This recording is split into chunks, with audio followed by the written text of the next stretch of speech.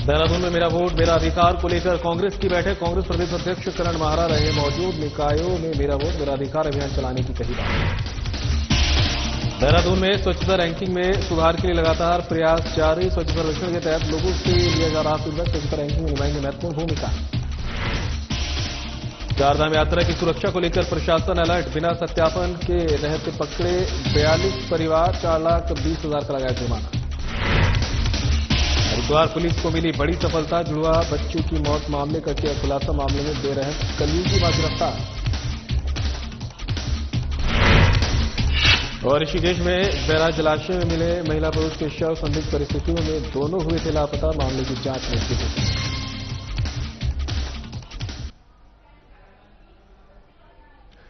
नमस्कार, उत्तराखंड की खबरें लेकर मैं हूं आपके साथ संदीप निरंजन सरकार। खबरों का रुख कर लेते हैं। काशीपुर में विभिन्न योजनाओं का लोकार्पण और शिलान्यास करने के बाद सीएम पुष्कर सिंह धामी गजरौला उत्तर प्रदेश पहुंचे, जहां मुख्यमंत्री धामी का उत्तराखंड में सबसे पहले समान नागरिक संहिता लागू किए जाने पर अभिवादन किया गया है। आइए अब आपका सीधा रुख कराते हैं गजरौला उत्तर प्रदेश का, जहां सीएम पुष्कर सिंह धामी अभिनंदन समारोह में उपस्थित जनसमूह को संबोधित कर रहे हैं।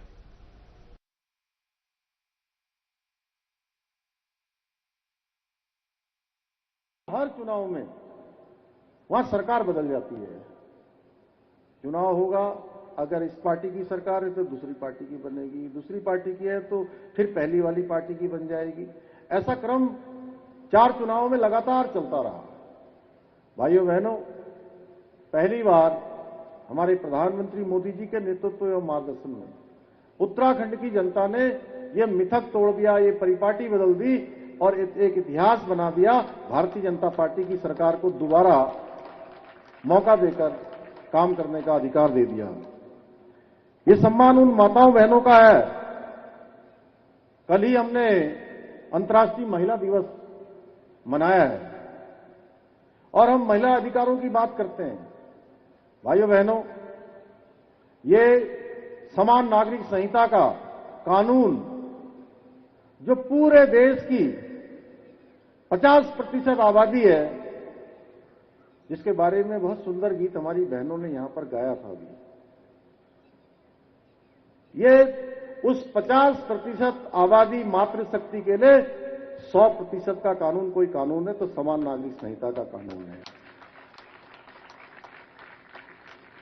और उन माताओं बहनों का सम्मान है जिन्होंने अपने अधिकारों की लड़ाई लगातार लड़ी है।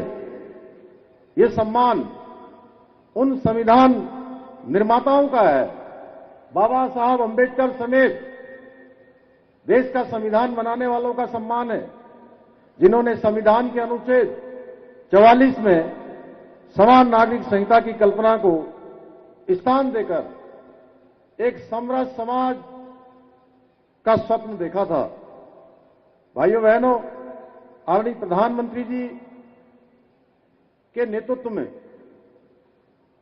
आज हमारा देश आगामी 2047 तक एक विकसित राष्ट्र के रूप में स्थापित होने की ओर अग्रसर है।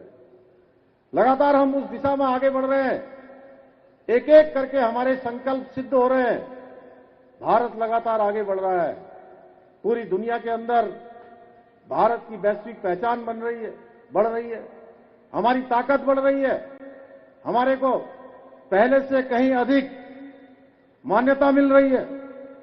और अगले 22 वर्षों में जब भारत एक विकसित राष्ट्र के रूप में स्थापित होगा, उस समय देश के सभी नागरिकों के अधिकारों में समानता होगी, जिसकी शुरुआत हमने उत्तराखंड में कर दी है।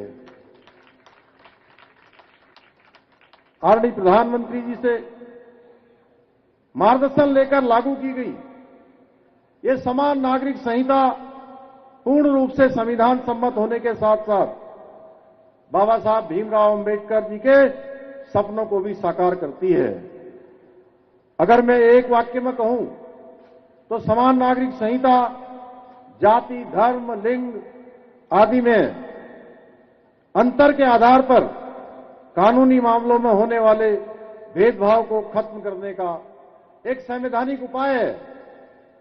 यूसीसी के लागू होने से न केवल राज्य से सभी नागरिकों को समान अधिकार प्राप्त हुए हैं, बल्कि प्रदेश में महिला सशक्तिकरण के एक नए अध्याय की भी शुरुआत हुई है, क्योंकि यूसीसी के माध्यम से उत्तराखंड की मुस्लिम बहन बेटियों को अब जो तमाम कुरीतियां हैं, उन कुरीतियों का सामना नहीं करना पड़ेगा।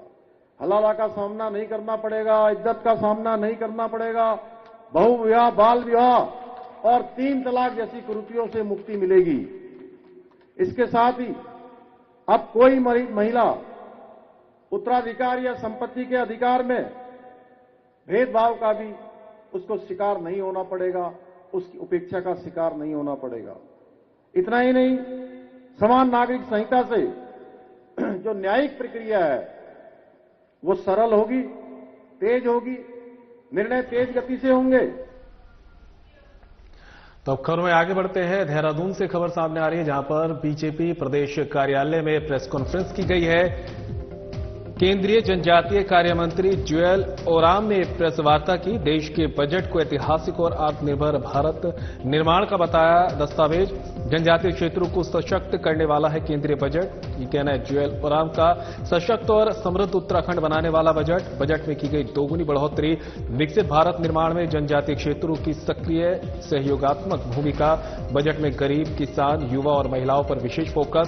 जनजातीय कल्याण को ध्यान में रखकर शिक्षा, आजीविका और आधारभूत ढांचों में सुधार के लिए बनाई गई योजनाएं। बजट में पीएम मोदी ने खास मकसद से जनजातीय विकास को लेकर किए विशेष प्रावधान। उत्तराखंड सरकार के सुझावों को प्राथमिकता से योजनाओं में किया जाएगा शामिल।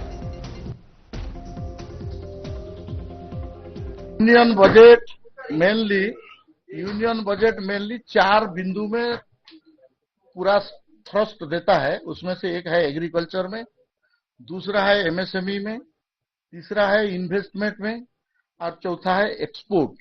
कंट्री इंपोर्ट के ऊपर डिपेंड ना करे, ये कंट्री एक्सपोर्ट का कंट्री बने, इसके लिए थ्रस्ट है। उसके साथ साथ आपका जनजातीय कार्य मंत्रालय का काम, क्योंकि मैं देख रहा हूं, आपको बता दूं कि प्रधानमंत्री जी का धरती आबा जनजातीय ग्राम विकास योजना जो है, इसमें 63,800 कितना गांव का हम पूरा फुल्ली सेचुरेटेड उसको गांव बनाएंगे। और इसके लिए 17 मंत्रालय और 25 पॉइंट में, माने रोड, पानी, बिजली से लेके स्कूल, बाकी जो वहां का आवश्यक है, तो जो होगा डिमांड ड्रिवेन, वहां जो मांगेंगे वो उसके हिसाब से हम लोग पैसा देंगे। उसके लिए 79,000, एक टाइप का 80,000 करोड़ रुपया का एक्स्ट्रा बजट वो एलोकेटेड है। और मेरा मंत्रालय नोडल मिनिस्ट्री के रूप में इसको कोऑर्डिनेट करता है। 17 मंत्रालय जो है उसमें कौन क्या क्या उसमें करेंगे, इसका ये काम इसमें हो रहा है। और ये विकसित भारत के लिए बहुत ही बढ़िया बजट है। यहाँ का स्टेट स्पेसिफिक बजट में क्या क्या हमने दिया है उसके बारे में भी डिटेल में दिया है। लेकिन हमारा भाई साहब यूनियन बजट के बारे में एक बहुत ही माने क्या बोलेंगे स्पिरिटेड इसमें दिशा निर्देश हुआ है। नरेंद्र भाई मोदी जी का नेतृत्व में, उनका जो मार्गदर्शन में, उनका जो विजन में जो है, उसको श्रीमती निर्मला सीतारमण महोदय, हमारा फाइनेंस मिनिस्टर ने उसको दिया है। मैं इस बजट को कांग्रेस प्रदेश मुख्यालय देहरादून में प्रदेश कार्यकारिणी और मेरा वोट मेरा अधिकार को लेकर बैठक आयोजित हुई। बैठक में युवा कांग्रेस के राष्ट्रीय अध्यक्ष उदय भानु चिब, कांग्रेस के प्रदेश अध्यक्ष करण महारा समेत कांग्रेस के पदाधिकारी, छात्र और छात्राओं ने भाग लिया। कांग्रेस का मुख्य एजेंडा पार्टी अगले 3 माह तक प्रदेश के सभी 100 निकायों में मेरा वोट मेरा अधिकार अभियान चलाएगी। अभियान के तहत ऐसे मतदाताओं का ब्यौरा एकत्रित किया जाएगा जो वोट डालने से वंचित रह गए। उन्होंने स्पष्ट किया कि कांग्रेस ने तो चुनाव आयोग पर, न चुनाव प्रक्रिया पर और न ही मतदाता के विवेक पर कोई सवाल उठा रहे हैं, बल्कि चुनाव प्रक्रिया को पारदर्शी बनाने और जनवरी 2025 में संपन्न हुए चुनाव में जिन लोगों के वोट काटे गए हैं, उनके वोट काटने की प्रक्रिया या उसके पीछे के कारण को जानने का प्रयास कर रहे हैं। 3 सूत्री कार्यक्रम पिछले अगले 3 महीनों के लिए पार्टी ने डिसाइड किया है, जिसमें इलेक्टोरल में जो गड़बड़ियां हुई है उसको लेकर ट्रेनिंग और तीसरा पार्ट था कुटुंब कांग्रेस। इन तीनों विषयों को लेकर अब हमारे फ्रंटल प्रकोष्ठ है उनके साथ बैठकें शुरू हुई हैं। आज यूथ कांग्रेस की बैठक हुई है जिसमें उनके राष्ट्रीय अध्यक्ष भी आए और ये स्टेट एग्जीक्यूटिव की बैठक थी और दूसरी एनएसयूआई की बैठक जिसमें स्टेट एग्जीक्यूटिव की बैठक उसमें भी राष्ट्रीय अध्यक्ष आए। आदरणीय गुरदीप सप्पल जी जो हमारे राष्ट्रीय अध्यक्ष हैं, मल्लिकार्जुन खड़गे जी उनके सलाहकार भी हैं, CWC के मेंबर भी हैं, मैं भी रहा हूं और काफी अच्छी बैठक रही है। स्टेट प्रेसिडेंट भी उसमें है और स्टेट एग्जीक्यूटिव के सभी साथी उसमें हैं और ये बताया गया कि कैसे उनको काम करना है, उनको टास्क दिया गया है और अब पार्टी मॉनिटरिंग कर रही है हमारे फ्रंटल प्रकोष्ठों के भी कामों की। तो जो काम सौंपे जा रहे हैं फ्रंटल प्रकोष्ठ उसको किस तरीके से अंजाम दे रहे हैं उस पर पार्टी की पैनी नजर रहेगी। अब आयोग जो है उसके ऊपर काफी प्रश्न उठ रहे हैं और ये बात राहुल जी ने भी रखी, हमारी लीडरशिप ने भी रखी। उसी के तहत हमारे यहाँ पे मेरा वोट मेरा अधिकार जो अभियान है वो उत्तराखंड में हमने शुरू किया है, जो youth Congress NSUI main Congress मिलके हम करेंगे। और इसमें सबसे बड़ा हमारा सवाल ये है कि जो वोटर लिस्ट है उसमें कुछ नाम इलेक्शन से पहले जगदम काटे जाते हैं, कुछ ऐड किए जाते हैं, वो किनसे पूछ के होते हैं और उसकी प्रतिक्रिया क्या है, किस तरह से किए जाते हैं। क्या कोई किसी ने अर्जी दी थी कि हमारे नाम इस बूथ से हटाकर दूसरे बूथ में डालो, या अपने आप इलेक्शन कमीशन ने बीजेपी के दबाव में ये डाला, या किसी ने अर्जी दी थी कि हमारा वोट वहां पे नहीं था वहां पे कैंसिल कर दो और यहां पे डाल दो। इसके लिए हम आरटीआई भी डालेंगे, पूछेंगे इलेक्शन कमीशन से कि आप कौन कौन से एप्लीकेशंस आए थे जिसके कारण आपने ये वोटर्स जो है उनके बूथ चेंज किए। अगर आए थे तो बताइए, अगर नहीं आए थे तो फिर इसका मतलब आपने धांधली की है, बीजेपी के दबाव में काम किया है। इसको एक्सपोज करने का काम करेंगे और उसके बाद आंदोलन भी करेंगे और प्रेशर डालेंगे वो ऑफिस बेयरर्स इलेक्शन कमीशन के जिन्होंने बीजेपी के दबाव में हमारे देश को लोकतंत्र को खराब करने की कोशिश की है। हम दबाव डालेंगे कि इस देश के लोकतंत्र को, इस देश के संविधान को बचाने के लिए, मजबूत रखने के लिए वो यहां सस्पेंड हो, उनका रेजिग्नेशन की डिमांड करेंगे ताकि आज के बाद कोई भी इलेक्शन सिर्फ उत्तराखंड में नहीं पूरे देश में जब भी होगा तो कोई भी ऐसा अधिकारी जो इलेक्शन कमीशन जैसी इंपॉर्टेंट पोस्ट में होगा वो देश के संविधान को, देश के लोकतंत्र को बेचने का या उसको गिरवी रखने का काम न। देहरादून की स्वच्छता रैंकिंग में सुधार लाने के लिए नगर निगम लगातार प्रयासरत है। नगर आयुक्त नमामि बंसल ने कहा कि स्वच्छ सर्वेक्षण के तहत नागरिकों से फीडबैक लिया जा रहा है और ये शहर की स्वच्छता रैंकिंग में महत्वपूर्ण भूमिका निभाएगा। उन्होंने अधिकारियों और कर्मचारियों से अपील की है कि अधिक से अधिक नागरिकों को इस अभियान से जोड़ा जाए और जागरूक किया जाए। इसके लिए QR कोड और ऑनलाइन लिंक के माध्यम से नागरिकों को फीडबैक प्रतिक्रिया की जानकारी दी जाए जिससे वो आसानी से अपनी राय दे सके। उन्होंने ये भी निर्देश दिए कि शहर के सभी 47 वार्डों में डोर टू डोर कूड़ा उठान की प्रभावी मॉनिटरिंग सुनिश्चित की जाए, कचरे का सही ढंग से निस्तारण हो सके और शहर को स्वच्छता रैंकिंग में बेहतर स्थान दिलाया जा सके। फीडबैक स्वच्छ सर्वेक्षण के दृष्टिगत लिया जा रहा है और उसमें सभी से यही अपील है कि ज्यादा से ज्यादा जन जागरूकता के लिए सभी को अवगत कराएं। द QR कोड एंड जो इसका लिंक है उसके लिए जनता को पता हो कि इस पर जाकर के उन्हें फीडबैक देना है और ज्यादा से ज्यादा लोगों तक इसकी। होली और चारधाम यात्रा की सुरक्षा को लेकर मुनिगिरिधि थाना पुलिस अलर्ट मोड पर है। एसएसपी आयुष अग्रवाल के निर्देश पर पुलिस ने बाहरी राज्यों से आकर रहने वाले लोगों का सत्यापन करना शुरू किया है। आज चलाए गए चेकिंग अभियान के दौरान 42 परिवार बिना पुलिस सत्यापन के किराए पर कमरा लेकर रहते हुए पकड़े गए हैं। पुलिस ने बिना सत्यापन के किराए पर कमरा देने वाले मकान मालिकों को फटकार लगाई है और उन पर 10-10 हजार रुपए का जुर्माना भी लगाया है। बिना सत्यापन के रहने वाले लोगों को पुलिस ने शहर की सुरक्षा में बड़ी चूक भी माना है। इस बड़ी लापरवाही के लिए मकान मालिकों को जिम्मेदार ठहराया है जिन्होंने बिना सत्यापन के कमरे किराए पर दिए। इंस्पेक्टर प्रदीप चौहान ने बताया कि बाहरी राज्यों से आकर काम करने और किराए पर रहने वाले लोगों को सत्यापन करना बेहद जरूरी है। जो भी बाहरी व्यक्ति बिना सत्यापन के रहते हुए पकड़ा जाएगा उसके खिलाफ कड़ी कार्रवाई की जाएगी। इंस्पेक्टर ने मकान और दुकान मालिकों से बाहरी राज्यों के लोगों को काम पर रहते समय और कमरा किराए पर देते वक्त पुलिस सत्यापन कराने की अपील की है।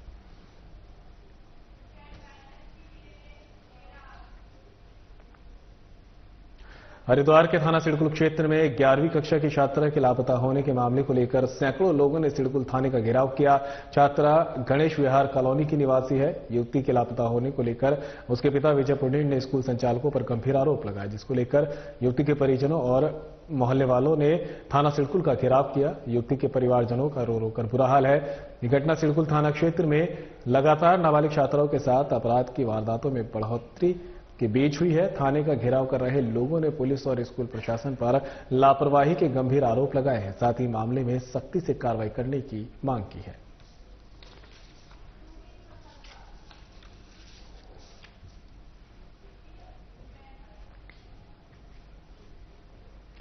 और अब खबर हरिद्वार से, जहां पर हरिद्वार पुलिस को एक बड़ी सफलता हाथ लगी है। पुलिस ने आरोपी महिला को गिरफ्तार किया है। रिश्तों को कलंकित करने वाली खौफनाक घटना से हरिद्वार पुलिस ने पर्दा उठाया है। जुड़वा बच्चियों की मौत मामले का एसएसपी परमेंद्र डोभाल ने किया खुलासा। जुड़वा बच्ची हत्या प्रकरण में बेरहम कलयुगी मां गिरफ्तार। 6 मार्च को हुई थी जुड़वा बच्चियों की मौत। बच्चियों के रोने से परेशान सगी मां ने ही बच्चियों को उतारा था मौत के घाट। मृत अवस्था में अस्पताल पहुंची थी जुड़वा बच्चियां। पैदा हुआ था शक। बच्चियों के पिता की शिकायत पर पुलिस ने मुकदमा किया था दर्ज। लंबी पूछताछ के बाद महिला ने बताया सच। तकिए से मुंह दबाने के बाद गला घोंटकर की थी मासूमों की हत्या।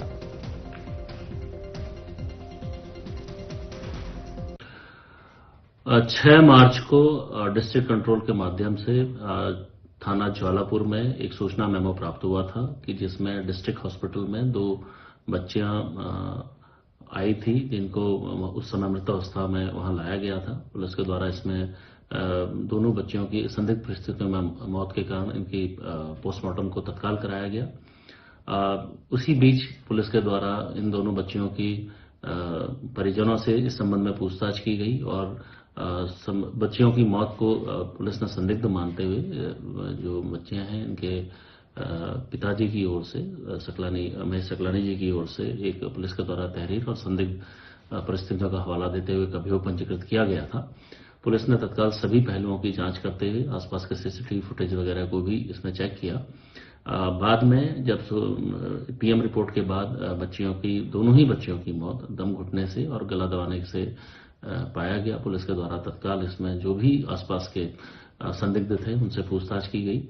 इसी क्रम में जो मृतका हैं बच्चियां, उनकी माता से जो है उनसे भी पूछताछ की गई और उनके बयानों में विरोधाभास आने पर पुलिस के द्वारा जब सख्ती से उनसे पूछताछ की गई तो उनके द्वारा ये दोनों बच्चियों को मारना स्वीकार किया गया और इसके पीछे जो उनके द्वारा कारण बताया गया कि ये बच्चियां जो है अक्सर जो काफी रोती थी इस झुंझलाहट में और आपसी रिश्तों में आ रही परेशानियों के कारण इस जो अभियुक्ता है जो इन बच्चियों की मां भी है उसके द्वारा अपने पति से इस प्रकार का एक बदला लेने की नियत से इन बच्चियों की हत्या की गई। तत्काल पुलिस ने अभियुक्ता को हिरासत में लिया है और इसको न्यायिक अभिरक्षा में कोर्ट में पेश किया जाएगा और पुलिस के द्वारा ये जो घटना है इसको बहुत ही संक्षिप्त समय में 12 घंटे के अंदर इस पूरी घटना का अनावरण किया गया है। मैं ज्वालापुर पुलिस की इस संबंध में बधाई भी देता हूं।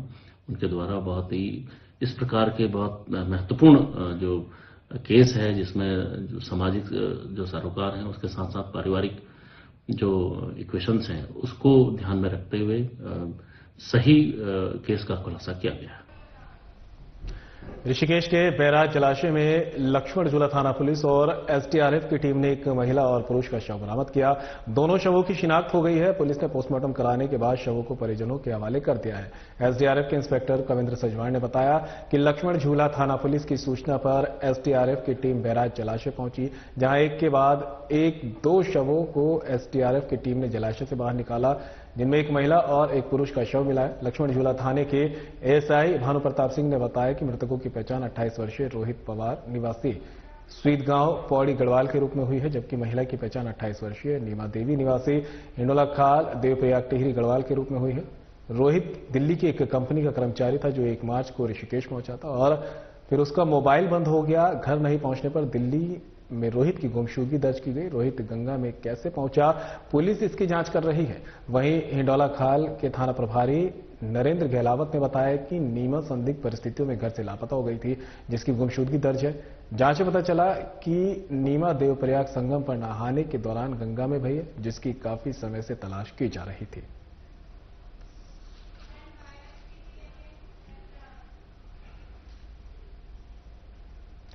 हीरा देवी भट्ट विवेकानंद विद्या मंदिर इंटर कॉलेज मुनस्यारी में पिथौरागढ़ जनपद का सबसे अधिक संख्या वाला परीक्षा केंद्र रहा।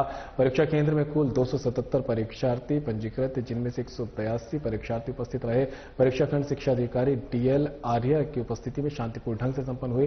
परीक्षा केंद्र में सभी व्यवस्थाएं ठीक होने से परीक्षार्थियों को किसी प्रकार की समस्या नहीं हुई।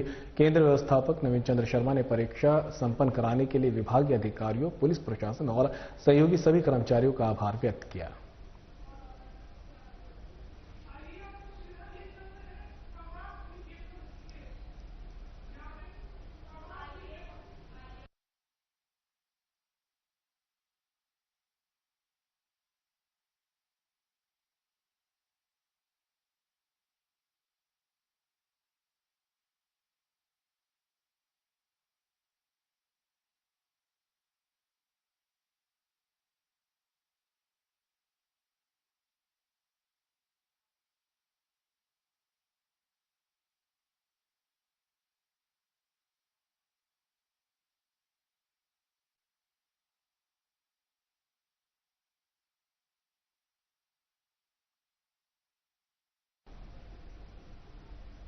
चलिए अब आपको सीधा ऋषिकेश के परमार्थ निकेतन लिए चलते हैं, जहां पर गंगा आरती में सीएम पुष्कर सिंह धामी शामिल है और संबोधित भी कर रहे हैं।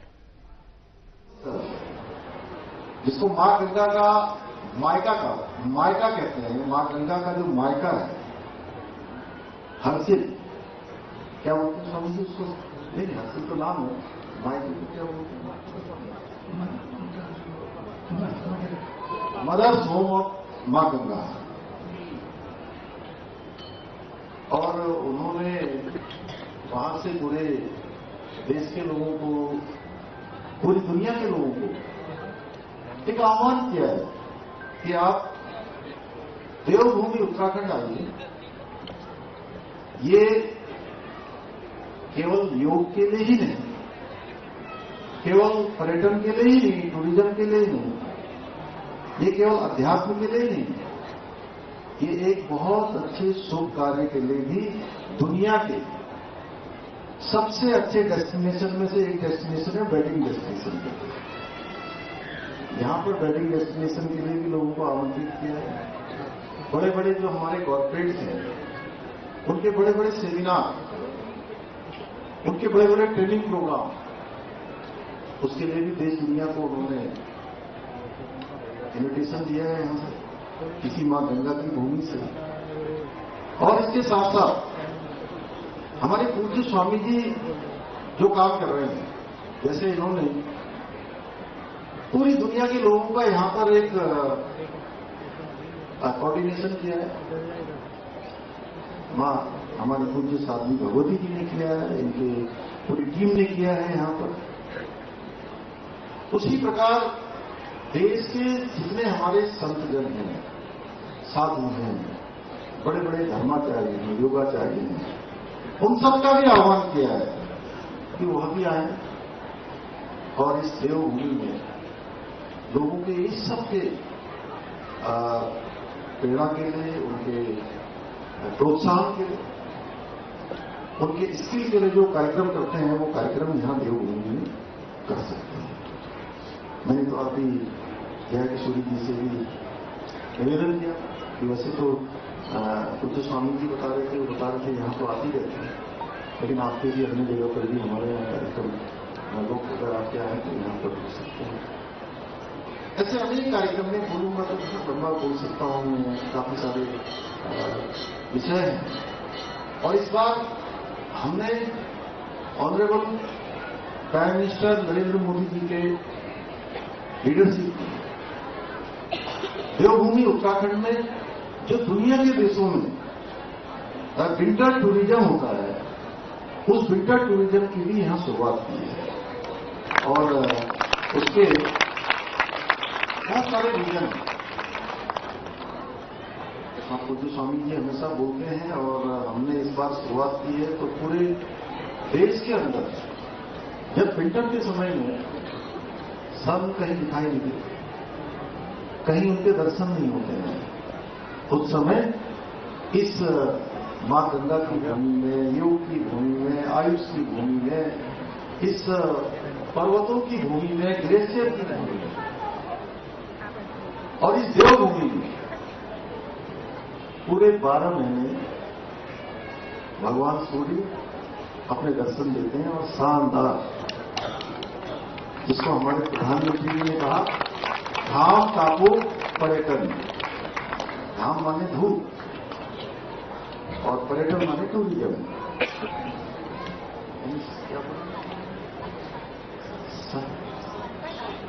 Sunshine tourism. तो ये बहुत विशेषताओं से जुड़ी भूमि है। आप सब पूरी दुनिया से आए हैं। और फिलहाल इस बुलेटिन में मेरे साथ इतना ही। दीजिए इजाजत। नमस्कार।